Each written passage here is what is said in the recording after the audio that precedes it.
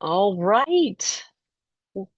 We're going to be getting started. I see that folks are still joining us, and I want to welcome everyone to this month's webinar. We're going to be doing this every month for the next 5 years. We're going to be talking about indoor air quality in schools, and I'm so happy that you could all join us. A couple of quick things before we get started.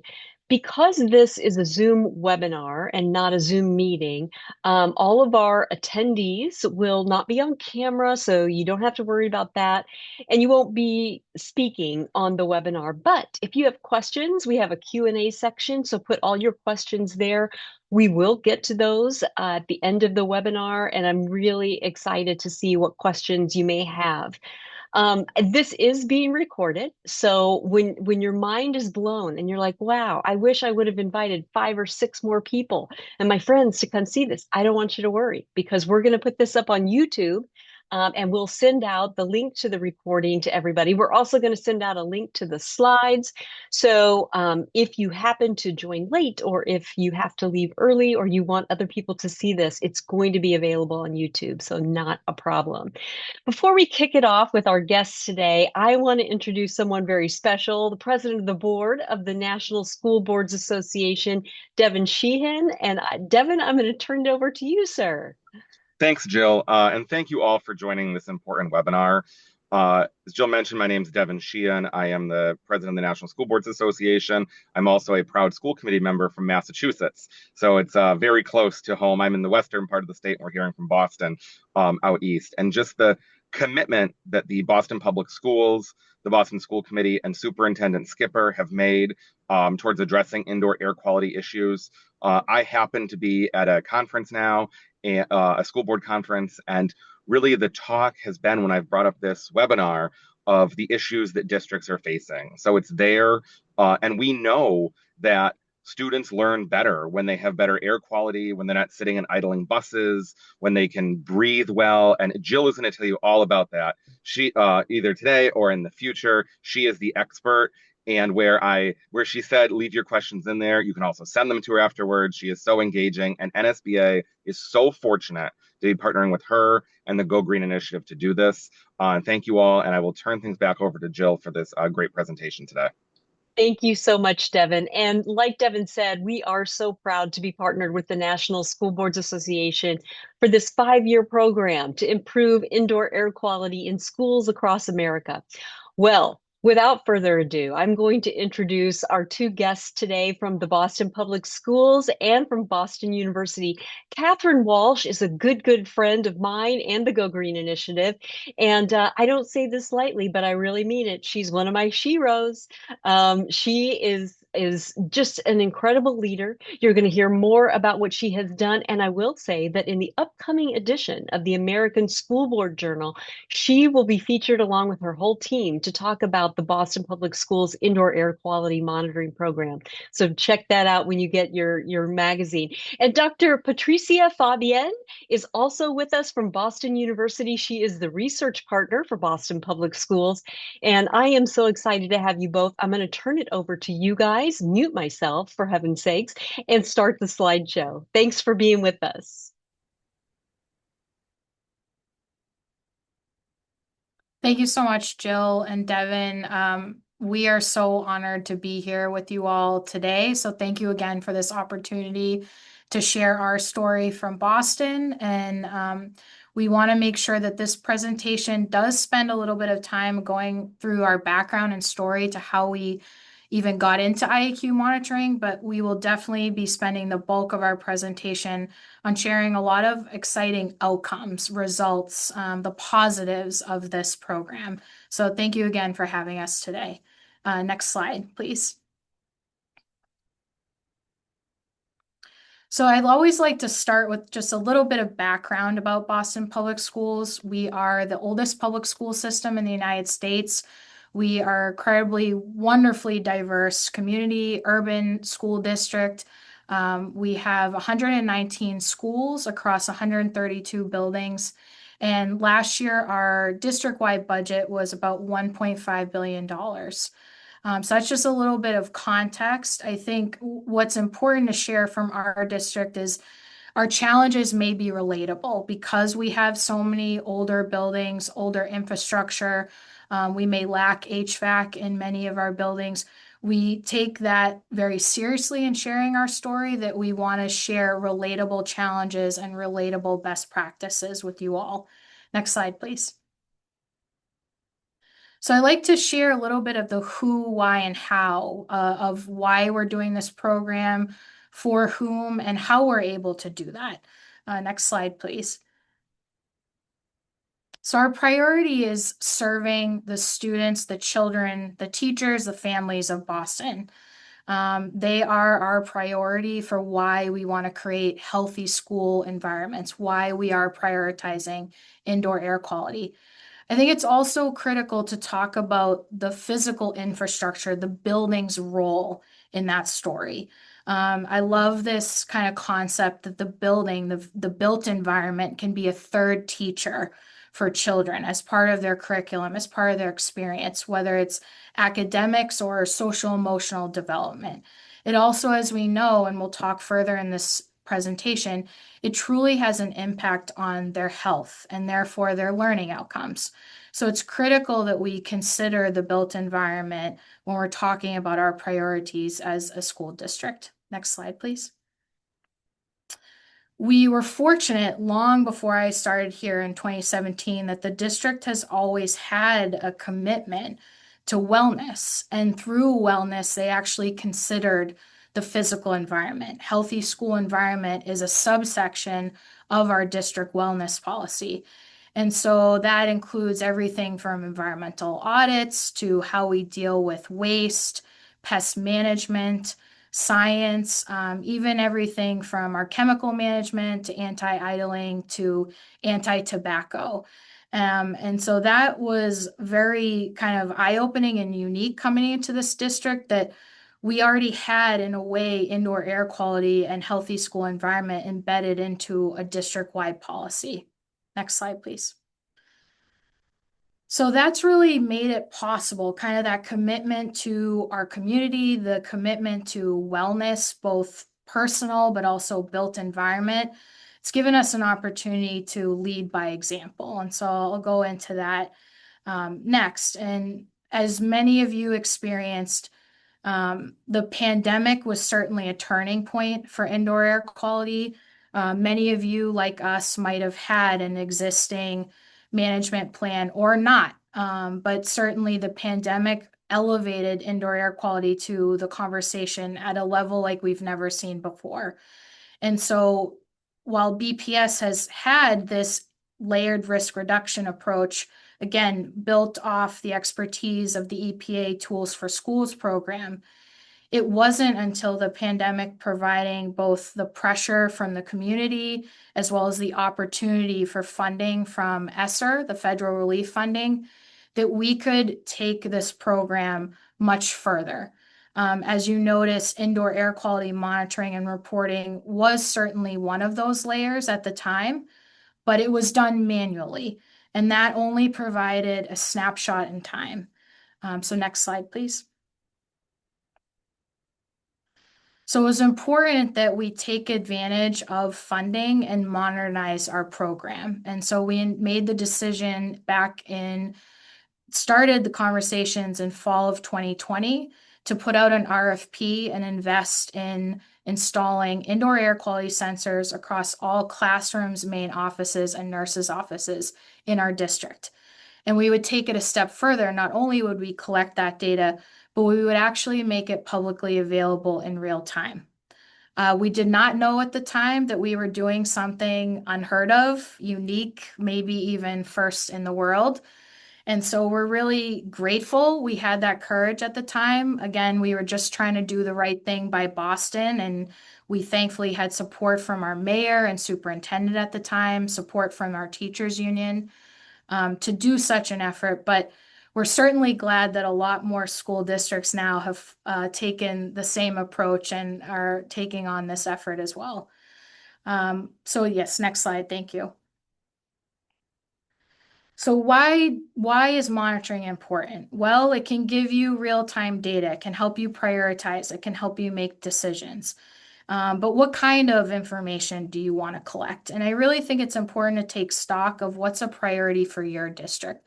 For Boston, collecting data around carbon dioxide, carbon monoxide, particulate matter, temperature, and relative humidity, those were the parameters that we chose as a community were most useful to us. We didn't have that data everywhere in our district. We needed that data to make decisions. And so that's how we chose those particular parameters. But some districts may choose other parameters like ozone or VOCs. It really is important for you to take stock of what data are you lacking in your district and what do you need to find out. Next slide, please. So the next few slides, just some of you may be familiar with. This is a view of kind of the district view of our online dashboard, which again is publicly available at all times, 24/7. Any of you can visit that. And then we like to kind of narrow in from district level to school to classroom. So next slide, please. So this next slide demonstrates if you select one of our schools. So there's a drop-down box in the top right, you can select one of our schools. This gives you kind of the overview of those parameters that we mentioned. It's giving you that real-time data that our team, but also the public can use to monitor maybe their child's school, or a teacher might want to monitor their school. Next slide, please. And again, it goes down to the classroom level, and we can look at trends, we can look at classrooms, we can see what's going on in the nurse's office, the main office, and a classroom. Next slide.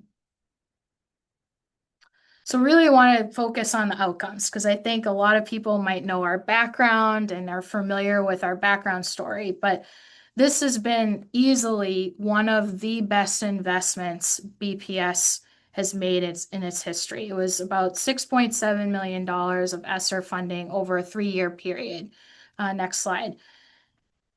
And it has proven to have lots of different outcomes that I'll go through, and then I'll hand it over to Patricia. So one of the first major outcomes it's helped us with is it's helped us update our indoor air quality management plan. And it helped us actually create a response action plan. So why are those two things different? Well, the IAQ management plan is much more comprehensive. It really talks about more than just the monitoring program. It's everything I mentioned prior on that layered risk reduction approach. So preventative maintenance, science policy, anti-idling, chemical management, how we clean and what we clean with in the district. Whereas the response action plan is much more narrow. It's really focused on guidance about what standards and thresholds we adopted for each of those parameters. So for example, we consider anything under 1,000 ppm for CO2 as typical. Our goal is to actually slowly lower that over time to 800 ppm as a threshold. But it also identifies responsibility for action and what those actions might be. So if you're curious about either of these resources, we'll have a link at the end where you can access them. Please feel free to use them as templates. We're all here to kind of share information with each other. Next slide, please. We also use this program heavily in our day-to-day operations. So again, now that we have over 2 billion data points per year available to us of IAQ data, we are able to finally view and respond to problems that were probably there, but were invisible to us. And that's something I really want to point out. I know this can seem very scary, daunting. It's sort of this idea of airing out your dirty laundry, maybe. Like, it's a scary thought. But the reality is, as Tracy Anger from the US EPA always said, you want to be the one that finds it. You want to be the one that does the right thing. The problem may be there. You should be finding it and responding to it. And that's what we've been able to do in our day-to-day operations. A great example is we are not required to monitor for carbon monoxide outside the boiler rooms. We've had issues of elevated CO in classrooms because of a cogen malfunction that we would not have known about if it weren't for these sensors. We're even able to tell when someone is spraying banned like aerosols in a classroom at the same time every day as opposed to what's a real mechanical issue. Because again, we can look at the trends with these tools. Another really probably key aspect of this tool that we've used is to keep kids in school, to keep schools open and programs. We've had extreme heat waves and cold events in recent years where some of our Massachusetts counterparts actually had to close, even at the beginning of the school year. We were able to stay open because we could provide that temperature data in real time and monitor it and keep kids safe in school. Next slide, please. We've also been fortunate enough to have a number of big investments and kind of more maybe national or even global influence as a result of this program, which again, we take that responsibility very seriously. It's not why we went into this, but we're very glad to lead the charge and kind of help push the needle forward on indoor air quality for schools. It's helped us get additional staff. It's allowed us to have credibility with staff training. You know, we've been able to train our HVAC staff, energy, environmental, our custodial staff. It's part of our annual custodial training. We've been able to use it to make arguments for further investments in things like our building management system.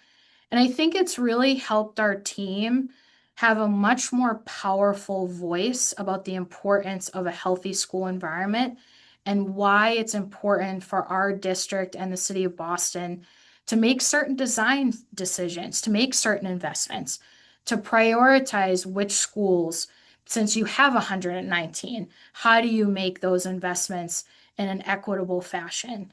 Just having that data has allowed us to make much smarter, better decisions on behalf of our students, teachers, and families. Next slide, please. I think a great example is our recently opened Josiah Quincy Upper School. It's in the neighborhood of Chinatown in Boston. It happens to sit on a 1-acre urban plot at the intersection of two major highways. So you can imagine that for both the district, but also HMFH, our wonderful architecture firm for this project, indoor air quality was at the forefront of this design for this building. Next slide, please.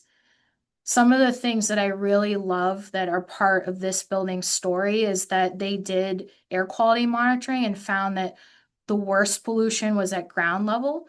So they designed the building to ensure that all the fresh air intakes were actually up on the roof where the air quality is better. Same with all the green space and outdoor space for students and teachers. It's all up on the roof. All of the mechanical equipment was elevated as well to account for things like climate change. So again, this program, this way that we've made a commitment to indoor air quality and investment, the way we've gone so public has kind of helped us just have the air quality be much more of a priority in our designs and investments for our district. Next slide, please. We've been very fortunate enough as well, and I really do also attribute this to some of our air quality leadership to be recognized in recent years with various awards and grants. And again, yes, it's wonderful to get the accolades and prestige. It's not necessarily why we do it, although we certainly really appreciate it, especially outside of Boston. But it has legitimized our story here in Boston. Like the national and global attention and support has helped more local support. It has also been an incredible networking opportunity for our team. We're not just sharing our story, others are sharing their story with us. Through all of these connections and opportunities, we're learning as well. And I really see that as a benefit back to Boston, that our knowledge, our experience is growing and getting better, all in service of our own community. And I just want to, again, thank NSBA and Go Green Initiative. They're really excited to be part of their upcoming cohort and win that grant to just keep improving. It's continuous improvement here. Next slide, please. So without further ado, I do want to hand it over to Dr. Patricia Fabian, but I just want to say other than the real, again, most important day-to-day operational fixes, responding to real-time issues, making investments in our buildings, by far, I think the greatest outcome of this program has been the partnership we've entered with Patricia and her team at Boston University School of Public Health. You don't know what you don't know. And I think that's one of the greatest experiences with Patricia and her team is they're helping us learn. They're helping us take this data so much further than we would have been able to do on our own. And I just want to hand that over to her now. Thank you, Catherine. Thank you, Jill at Go Green Initiative and National School Boards Association for the invitation to share some of our work today. So as Jill said, my name is Patricia Fabian. For those of you that don't know me, I work at Boston University. I'm an associate professor in the Department of Environmental Health, and I'm also associate director at the Institute for Global Sustainability. And I've been conducting indoor air quality research for about 20 years now. So as Catherine mentioned, we've been collaborating for about 3 years, and I'm often asked how we started working together. So just short story is it happened during the COVID pandemic. We were all in a panic and all kind of an overload. And I happened to read an article in the local news about Boston Public Schools installing sensors in every classroom. And immediately I thought this is an amazing opportunity to learn so much. There's so much use for this data. And then through contacts in the city, kind of reached out and said, well, how can we help? Can we be helpful in any way? And that is how a lot of our work started. So if you were curious, that's the story of how we connected. So since then, next slide, please. Actually, I skipped the first one. Next slide after that. Thank you. So since then, we've collaborated on many different projects, including communications materials for the school community, like this Indoor Air Quality Dashboard user guide, which you can access on the BPS website. We've done workshops for BPS staff. Catherine and I have individually and together given presentations about our work. We've applied for grants together. Students at Boston University have given a lot of national and international presentations at different types of conferences. And as Catherine mentioned, we have educated each other greatly about what we didn't know. So just like she's mentioning what her team didn't know, my team didn't know anything about school operations and the reality of how things work. So it's been a really great learning experience on both sides. We've also worked together on a lot of the indoor air quality data, which is really mostly what I'm going to share today, and really try to focus on things that hopefully are useful for schools as opposed to kind of the more researchy, sciencey work. Next slide. So there's a lot of data. Catherine already said there's billions of data points. That's because the indoor air quality sensors record measurements every minute of the day for 6 different parameters, which she mentioned and are listed there. Having real-time data is useful, and Catherine obviously talked about all the many, many ways her team has used it in the last years. Our collaboration has really focused on expanding the utility of the real-time data using the very large toolbox of research tools that we have at BU. So it starts with the indoor air quality data. We need computing infrastructure to store and process the billions of data points. It's hard to do that just on a laptop computer and a desktop. We need data science tools to clean and analyze the data, computer programming and geographic information systems to connect the indoor air quality data to other data sets that we need to conduct the analysis. So the example is maybe the last thing is the content knowledge about the environmental health, buildings, school operations, and statistics to do the analysis. So on the slide are the examples of some of the data sets we've already connected to the indoor air quality data. So if the center are the sensors and the different indoor air quality parameters, we can see we've added data about school schedules, school buildings, HVAC systems. We're in the process of connecting to energy, COVID interventions like filters, whether it's MERV 13s in the central air or standalone HEPA filters in the classrooms, neighborhood information, thinking about everything that's around the schools, like ambient air pollution, green space, demographics of the people who live around the schools, and then meteorology. So heat, rain, and any other thing that can impact the indoor environment. So I'm happy to talk about all of this data piece, but I'm going to maybe focus on results, but please reach out offline if you want information on how to do this, or how we did this, I guess.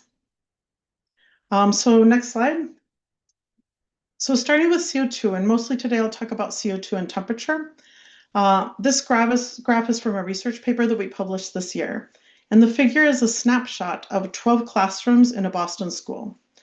The dark blue shows you the percent of time in the entire school year when the CO2 levels were low, and the yellow when the concentrations were high.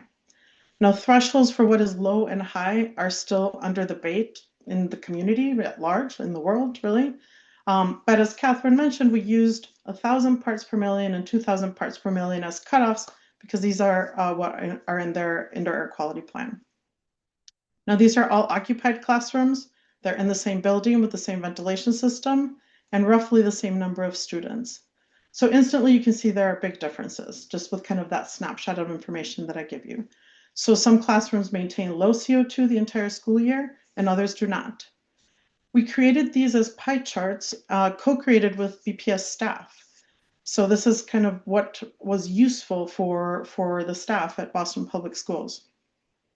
They're used to prioritize classrooms and schools needing more ventilation. So what I'm showing you here is by classroom, but we also generated them by schools for the 119 schools, 125 school buildings. It helps optimize building maintenance resources. So which classrooms do you go need to check out?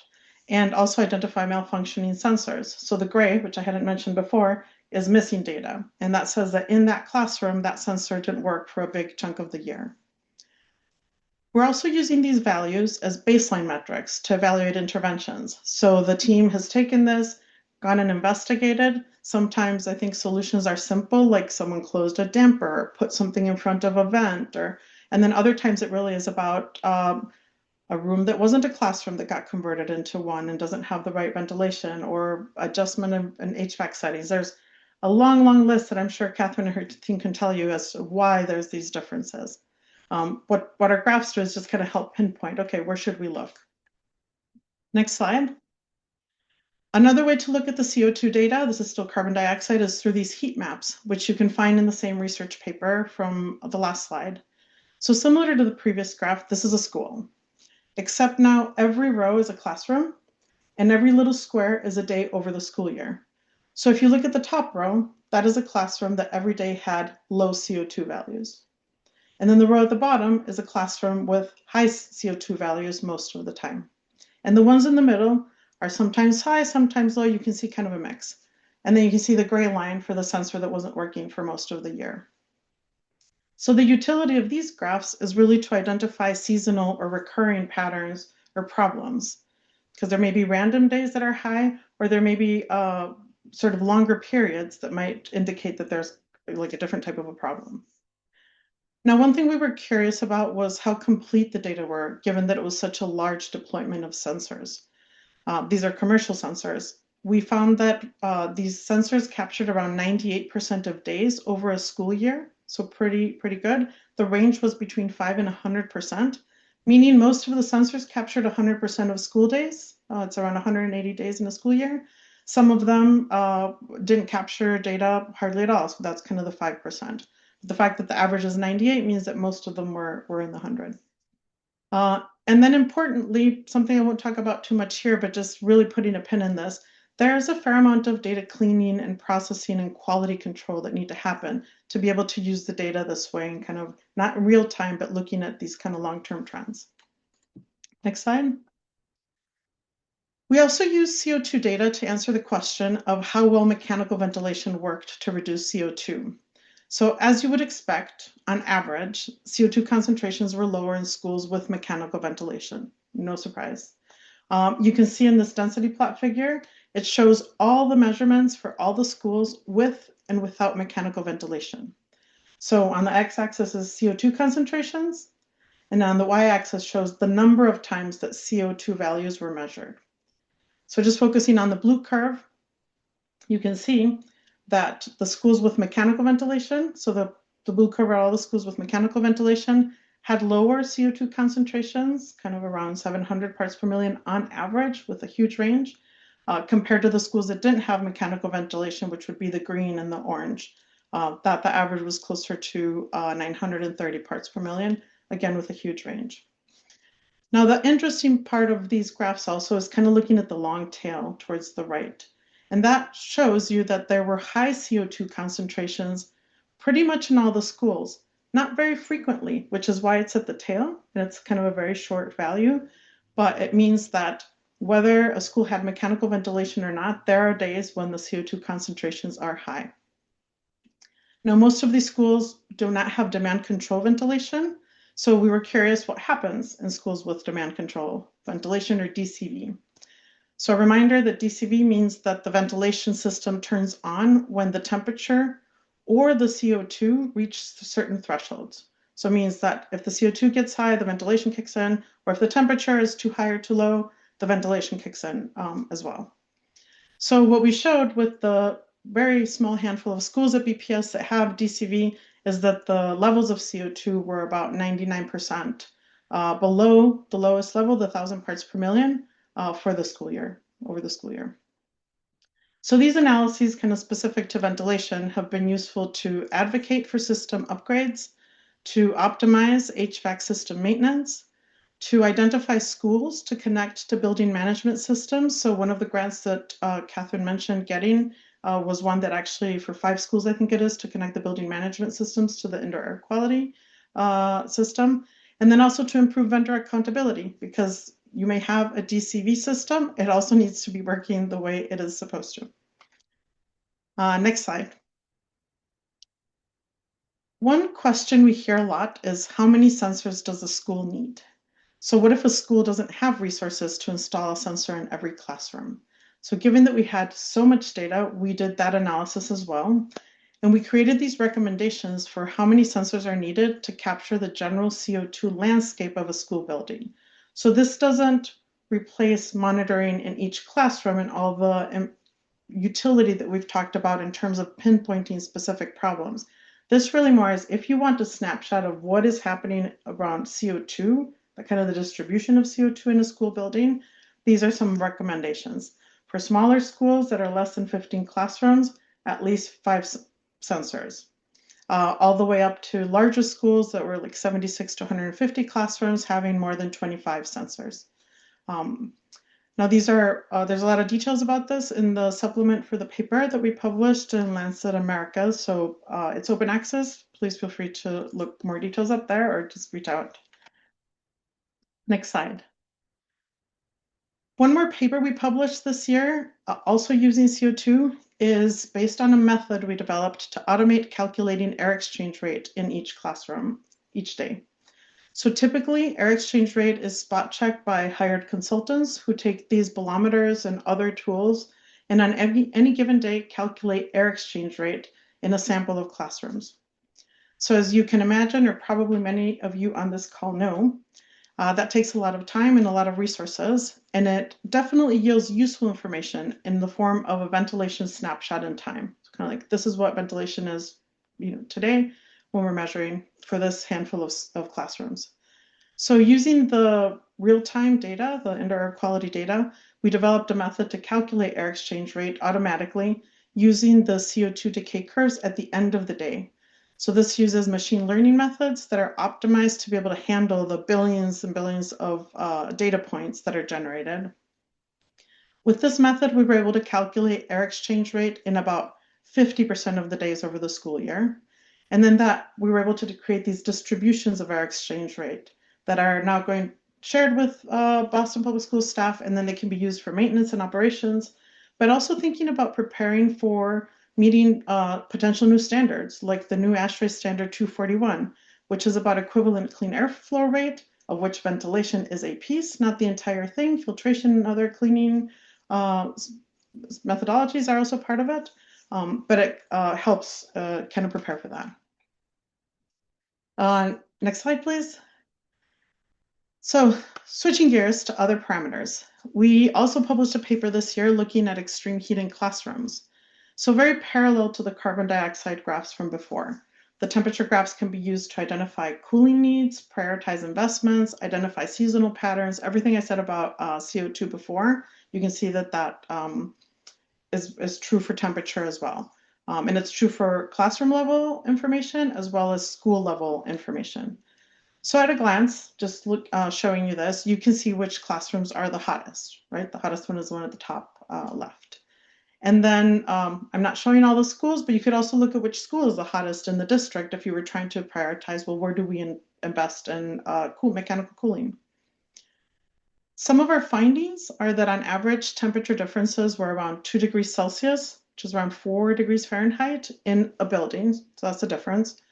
No surprise, if you've lived in an apartment and you lived on the top floor, it's hot. It's hotter than the first floor, always, winter or summer. But for example, the maximum difference that we measured was 14 degrees Celsius. So that's over 20 degrees difference, 20 degrees Fahrenheit difference in buildings without mechanical cooling. That's kind of the stratification of temperature. It's pretty big. So this highlights the importance of measuring temperature in all classrooms and then paying attention to extreme values and not just averages. We also found that on average, classrooms at the ground level were around 6 degrees cooler than classrooms on the upper floors. This was looking on average over the 125 school buildings in the 119 schools. So maybe asking, well, how is this useful?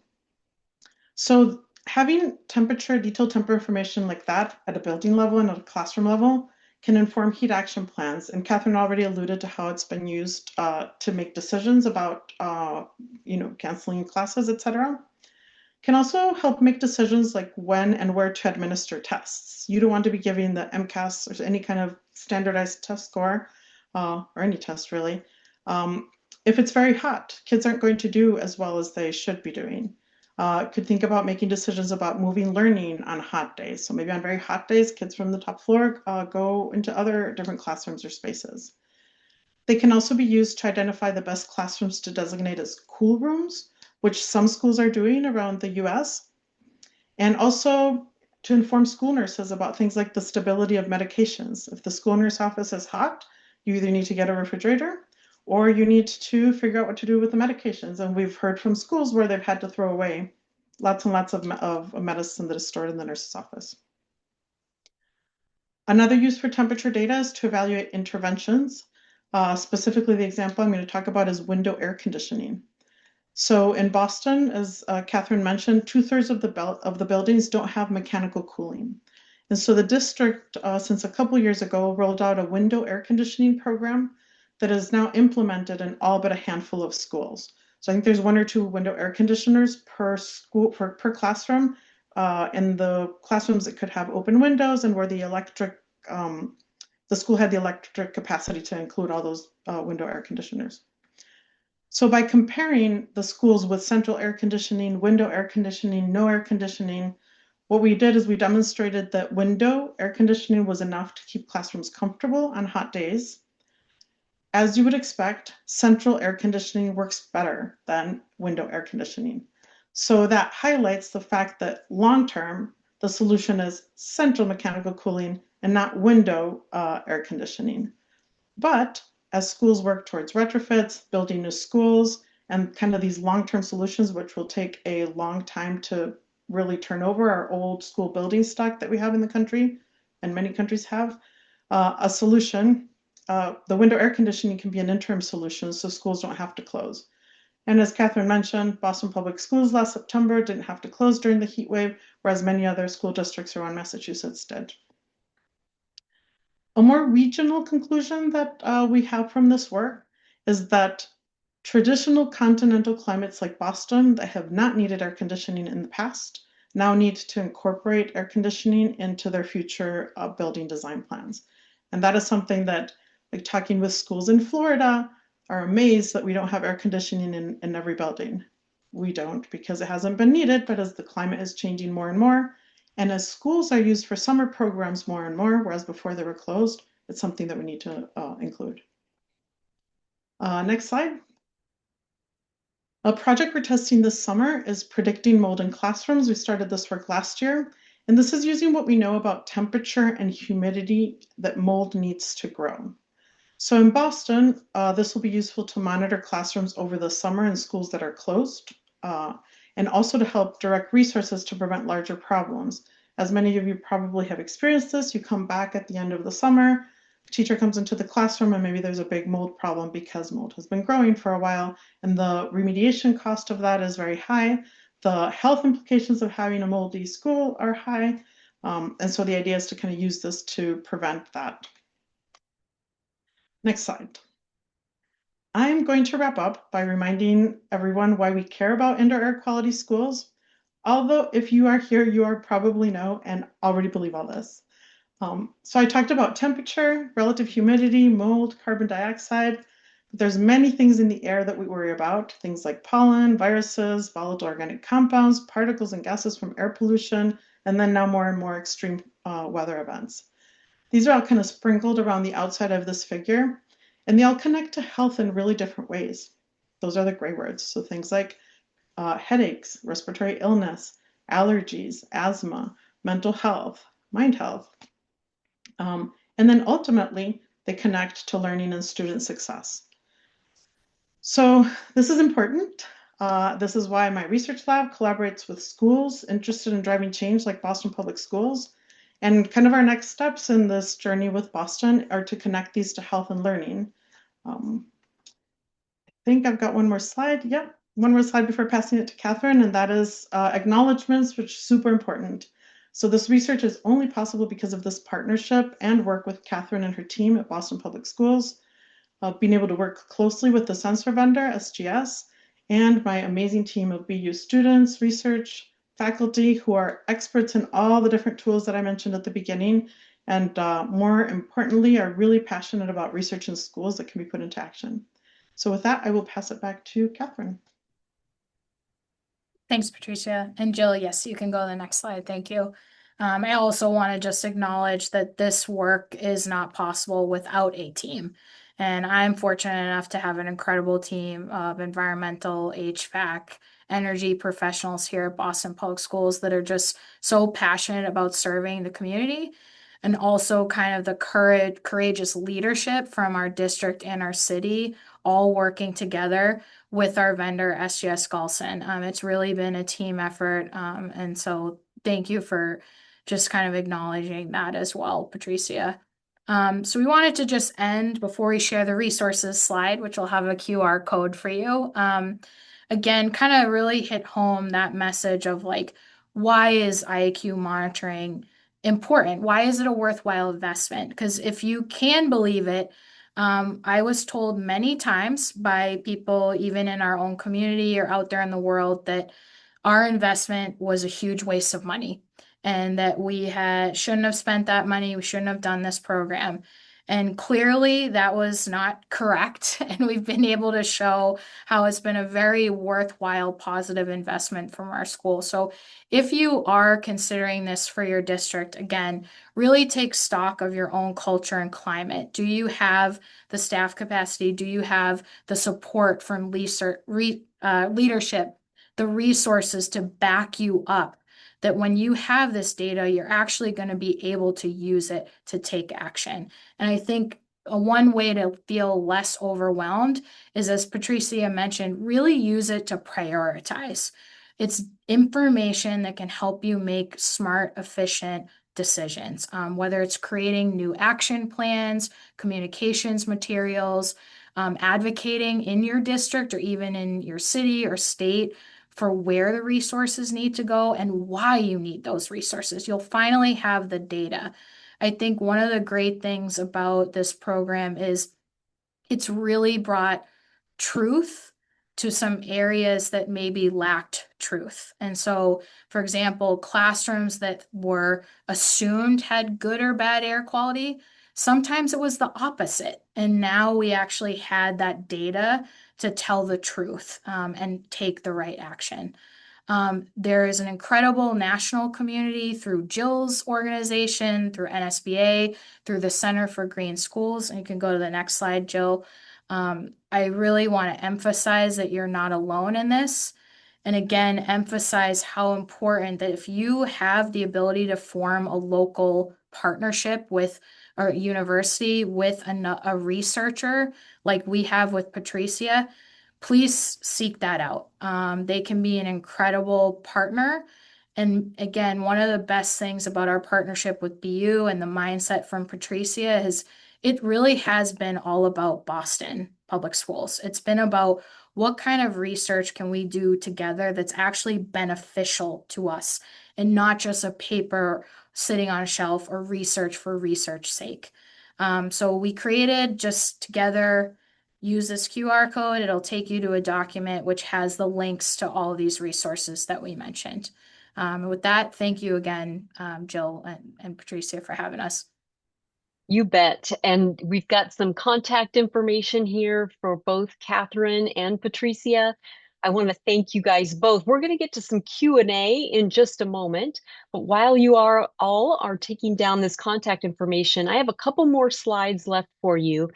If you are part of the National School Boards Association, if you're a CUBE district, if you're a NatCon district, any of those things, you can earn points towards this year's Magna Awards by clicking on this QR code and taking a quick survey. You'll receive a certificate of completion for this webinar in your email that can then be uploaded to the Magna Awards website on the NSBA website. And so you can check that out. So make sure you earn your points. It's very, very simple certificate. So don't hesitate to do that. And the other thing that I want to mention is that next month, our monthly webinar will be about state regulations, state by state regulations. The American Lung Association will be with us. You can register here with this QR code, and they are going to be displaying some fresh new research that they have just done about all of the pertinent indoor air quality regulations as they pertain to schools on a state by state basis. So you don't want to miss those. As I mentioned, this webinar will be recorded and it will be up on YouTube. Everybody who is registered will get an email with that. We also put it out um, in our social media. But now we're going to go to Q&A. And so I'll also be sharing the slides with everyone. So make sure that you understand that. So I've got one here. Let's see. It says, I'm a total novice to this topic, but I feel like it's a truly great cause in terms of micro-environmental health. Thank you so much for the enlightening presentation.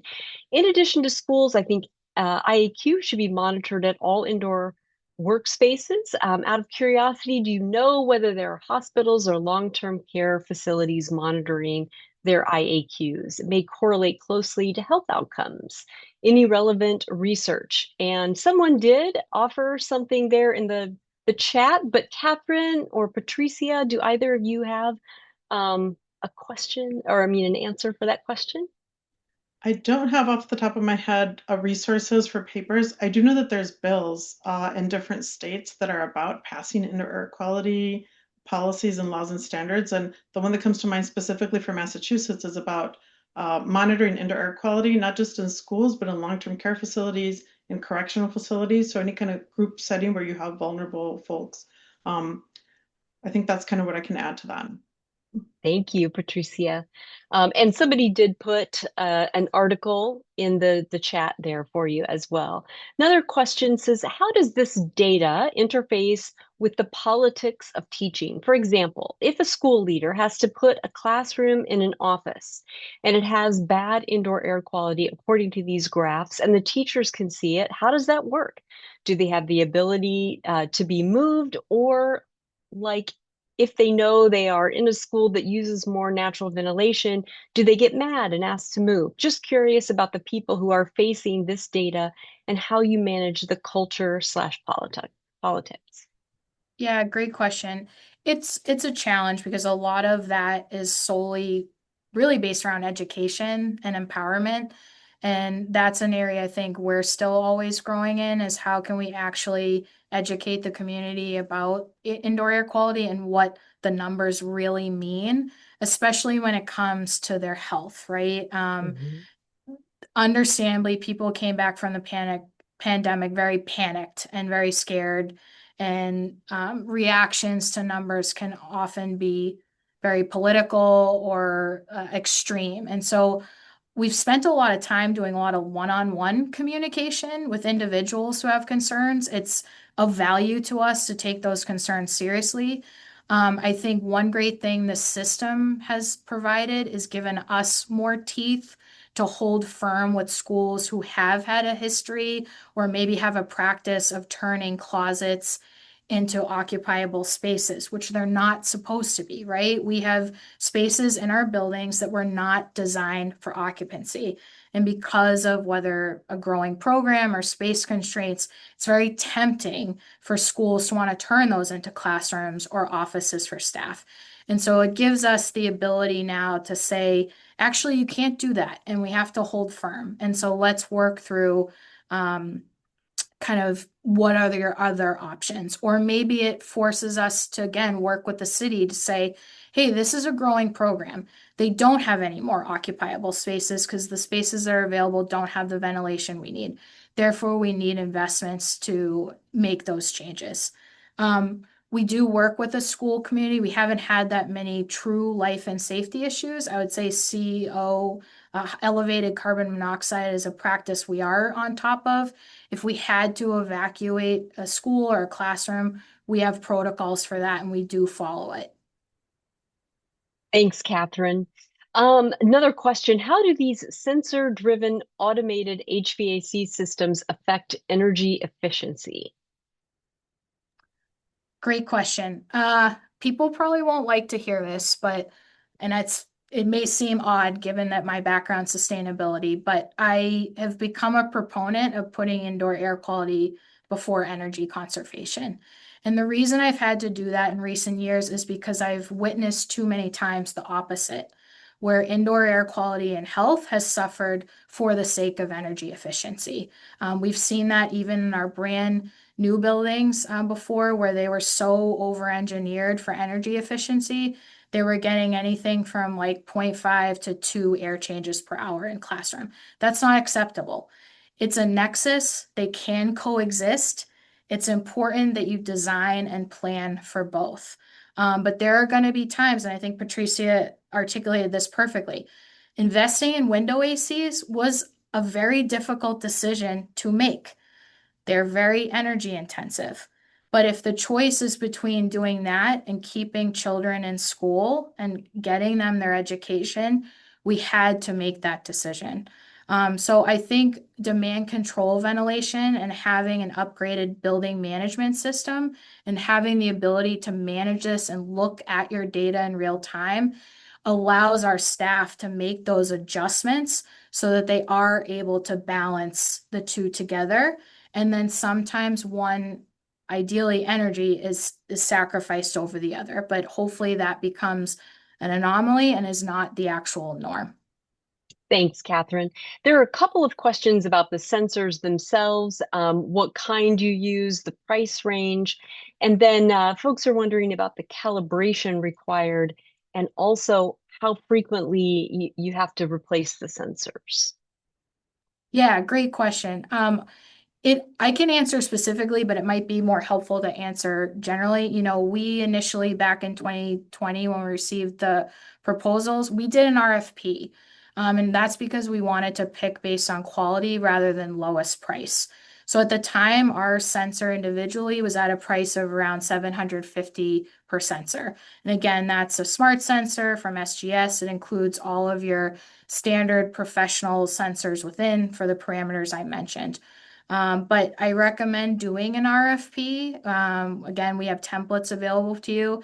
You should want a vendor who has experience with schools, that is going to include calibration. So we have both on-call calibration available to us, as well as annual summer calibration with real test gas in person of every sensor in our program during the school. So they can also do kind of a virtual calibration through the software program when that's eligible, acceptable if that's the situation we're in. So we do have that as part of our contract. It's an important requirement. We haven't had a ton of need yet to actually replace sensors. They're lasting, they're doing well. We do often have situations where we're moving sensors, and again, that's with support thankfully is part of our contract. The reason we're sometimes moving sensors is we're opening new schools, we're maybe moving schools, closing schools, or again, classrooms might be changing in that building. Thank you, Catherine. Someone wants to know if your data said anything about portables versus permanent building, especially HVAC. Great question. And I would actually recommend Clark County in Nevada as the perfect example for that question. They prioritize doing this program in their modulars. That's not really applicable for us. We only have about 5 modulars in the district, so I would recommend using them as an example. Yep. And we should have them on for one of our Yes, yeah, monthly that's a webinars. great We will idea. do that. Yep. There's somebody who wants to know, do you talk with districts about the opportunities for schools to access 30% to 60% federal tax credits for installing ground source heat slash cool pumps?